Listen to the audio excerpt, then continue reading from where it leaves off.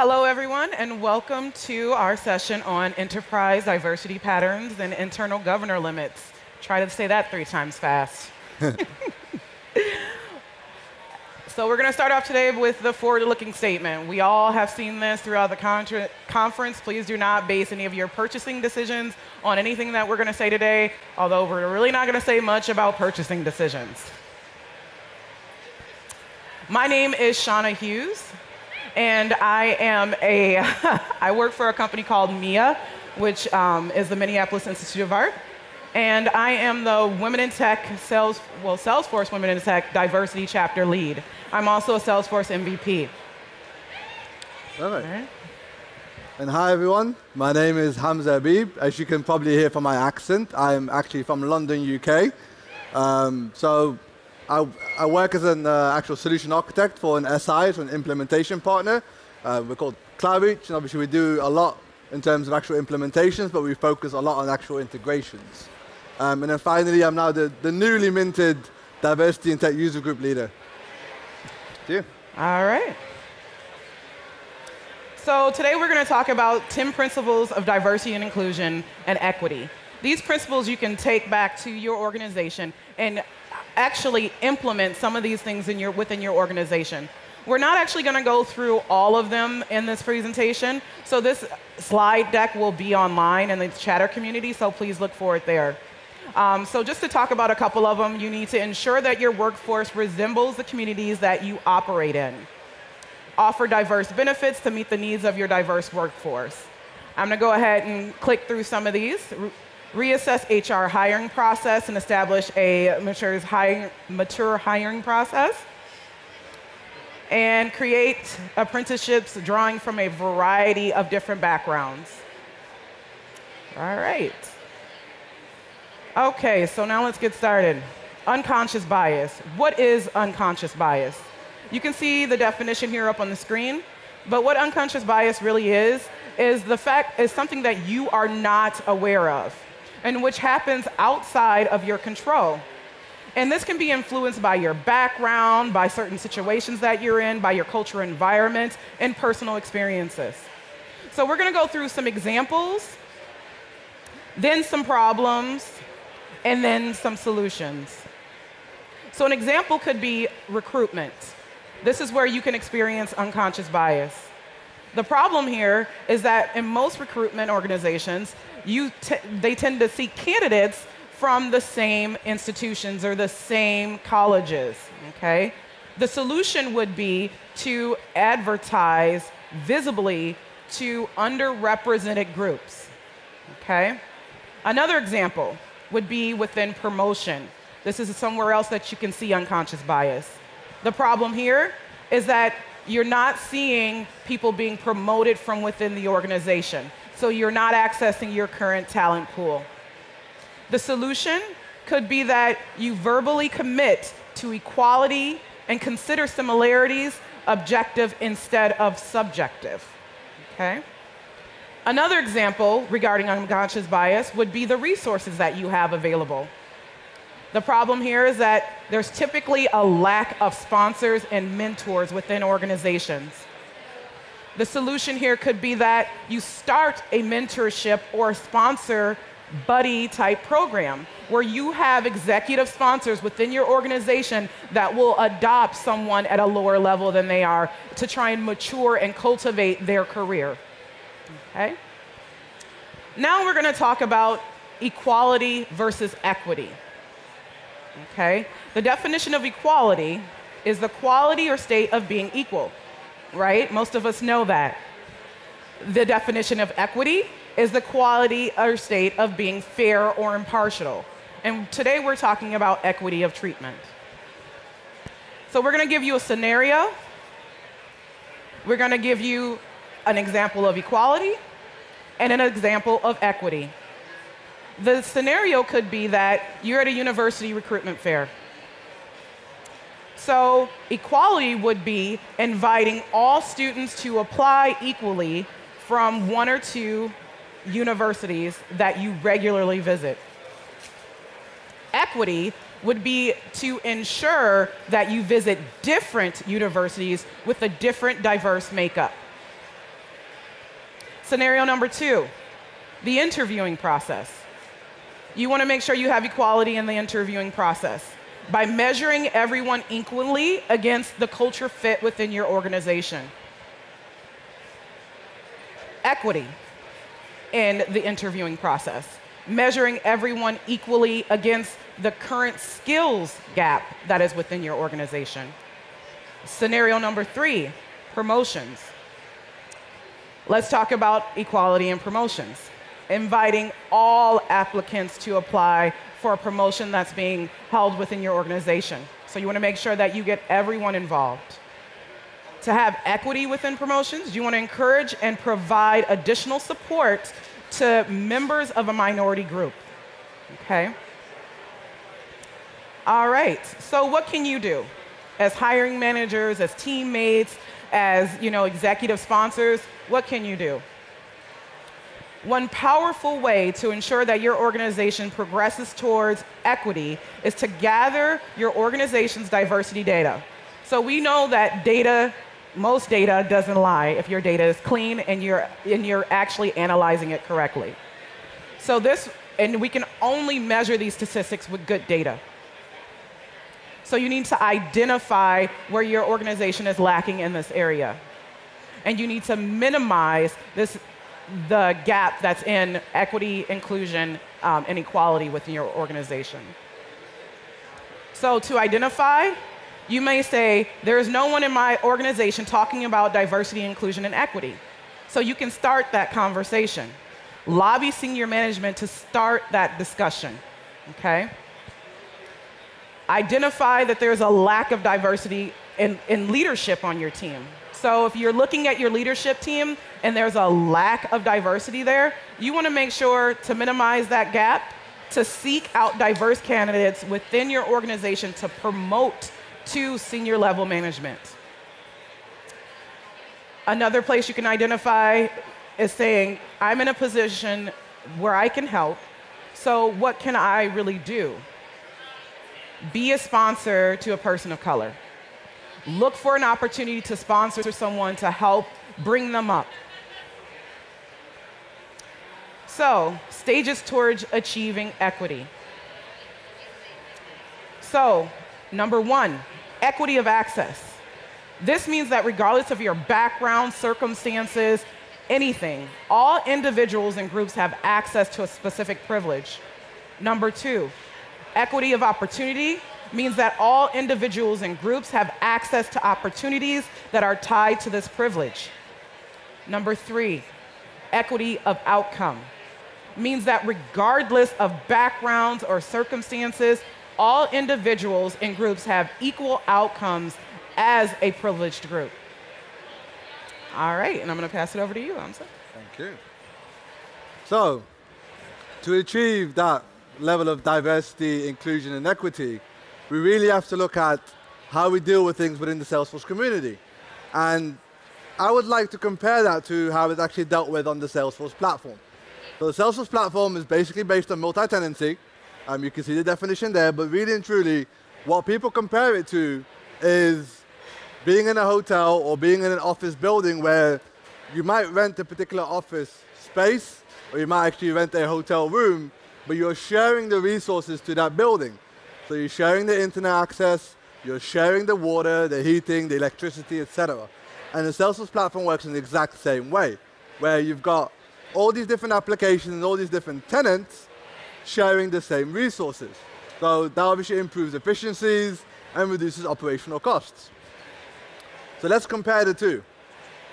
So with Force.com, what's shared is the actual infrastructure.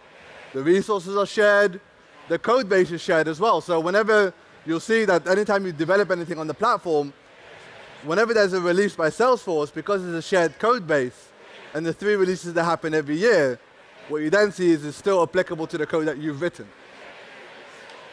Additionally, functionality. No matter what license, no matter how big the organization is, if you're on the same license as anyone else, you share the same type of functionality. We all have access to the same data model. We all have access to Process Builder. We all have access to Apex and Visualforce code, etc., etc., etc.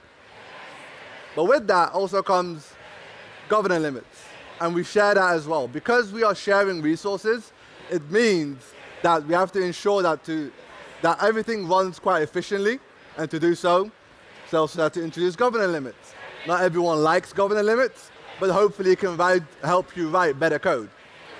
And obviously, as I said earlier, we're sharing upgrades. Now in the Salesforce community, what we're sharing is actual industry. So again, we're all part of the same industry, all part of the Salesforce industry, although we have different verticals. We all share the same people. So I don't like to call people resources, but they come close enough to it.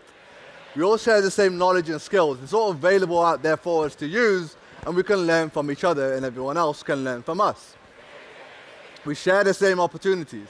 And this is where there's such a huge demand, and there's such a short supply. Hence why everybody, if you are certified or got experience in Salesforce, you're in demand. Everybody wants to hire you. But one of the things we have to really start sharing as well is equity. If you have equity of access, equity of outcome, or equity of opportunity, what you then need to do is make sure that that is shared. And when you're sharing your equity, then it will help build towards some form of reform that we can do within the industry. So if I can get anyone to do anything after they leave this, I would really say, if you can do one thing, the one thing would be to lend your privilege.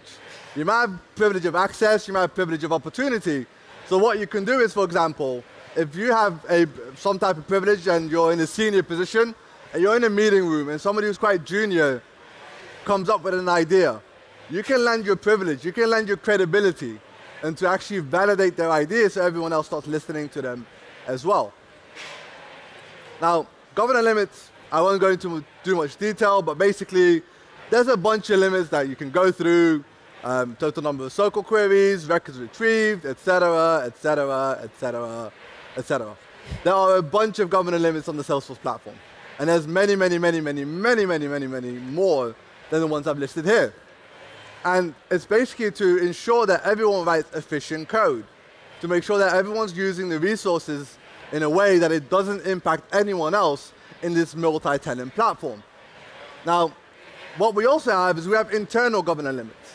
Now, what I mean with internal governance limits is our internal governance limits come from unconscious habits, right? That also come from unconscious bias. And what we think is we automatically act or behave in a certain way. We say certain things because we are part of this culture fit within an organization. Things become acceptable. Things become the norm. And it might be because it's a boys club, within the organization, or it's a girls club, or anyone else. The moment you start adapting to this culture fit, then what you're doing is you're just automatically assigning a certain behavior to your workplace. And this then starts to limit in the way that we think. So examples of this would be unconscious bias in interaction. So you might not know that whenever you're making a joke, it could actually be quite sexist. Whenever you're making a particular comment, it could actually be a racist comment. What you might not know is whenever you're actually having a thought or you're doing something or a particular action, you might actually be discriminating against other people. So these are just examples of unconscious bias.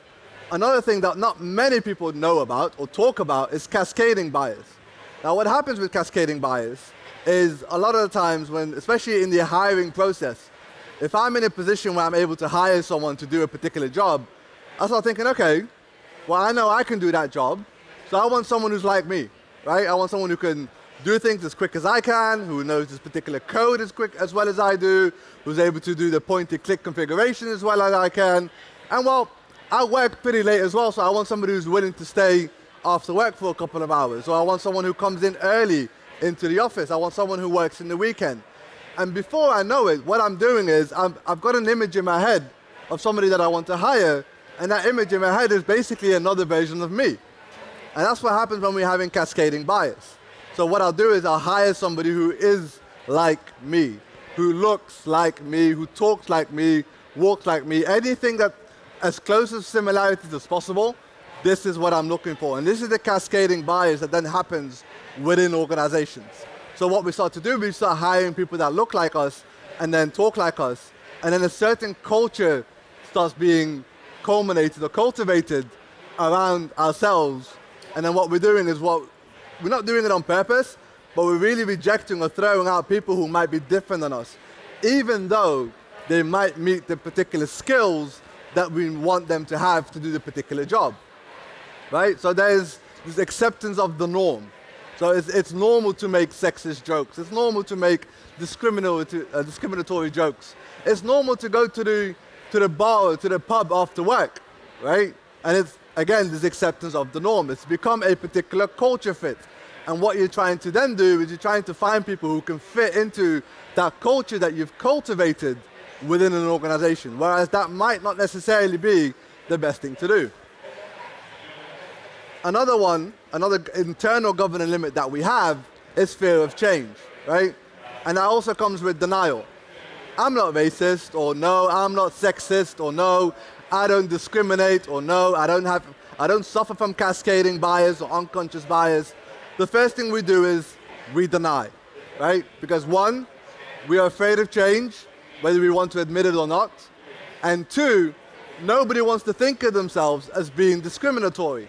Nobody wants to think of themselves as being a bad influence or having bad habits. Or in general, someone who's racist is actually seen as a bad person. And nobody wants to say to themselves, you know what, I'm a little bit racist. Or, that joke that I just made was actually a little bit sexist.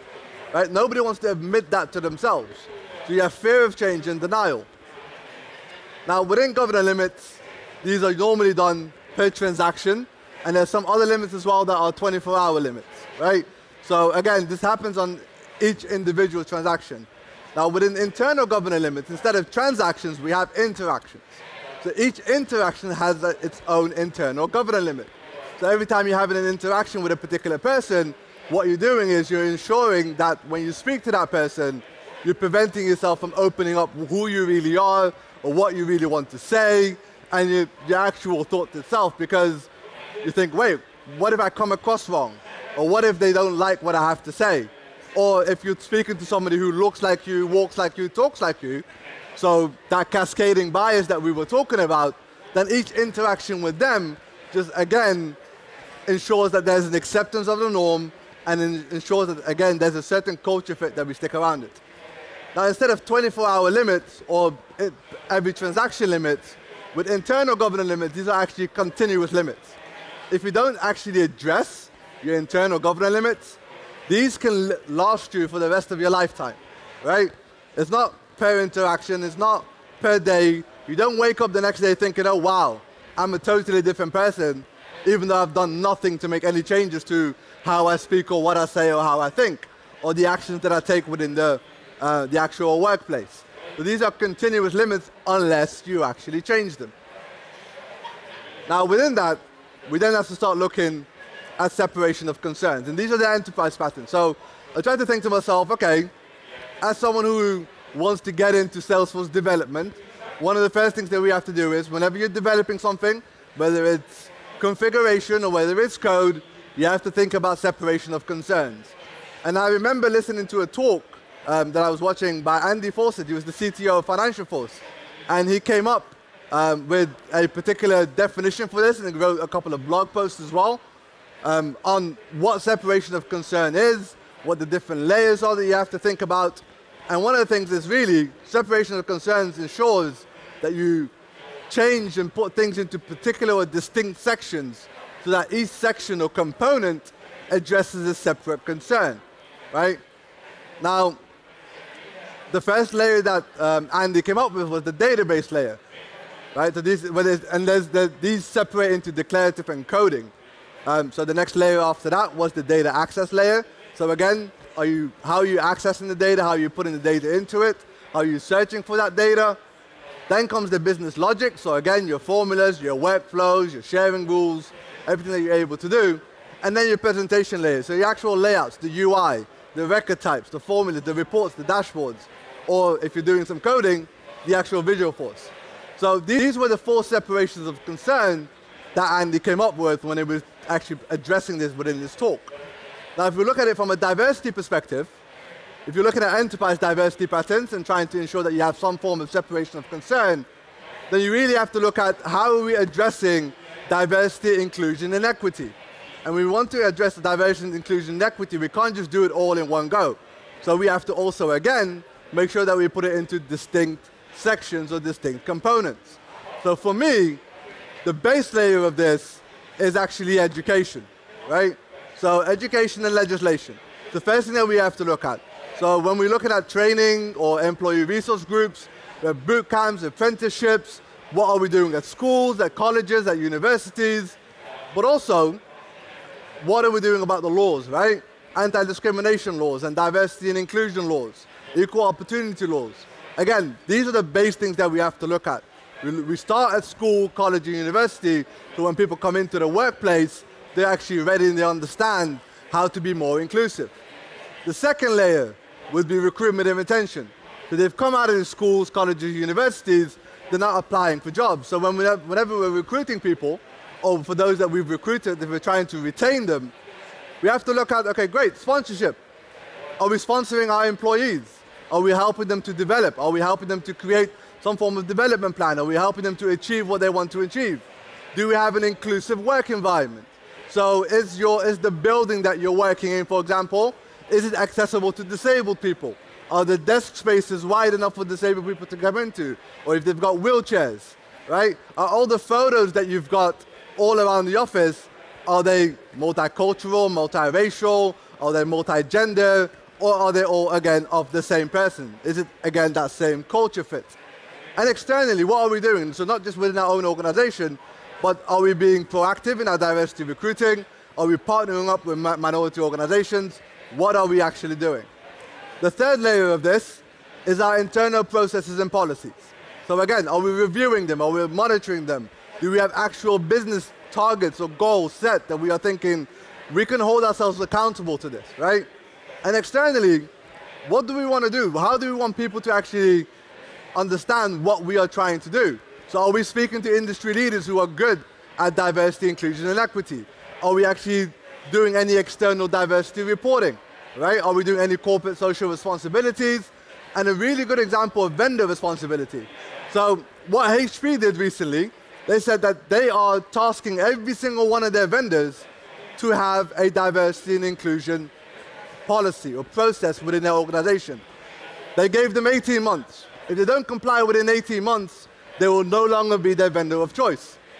So each vendor is basically thinking, okay, great, well, even if we didn't think about being more inclusive before and having our own processes, there's some money on the line right now. HP will no longer pay them.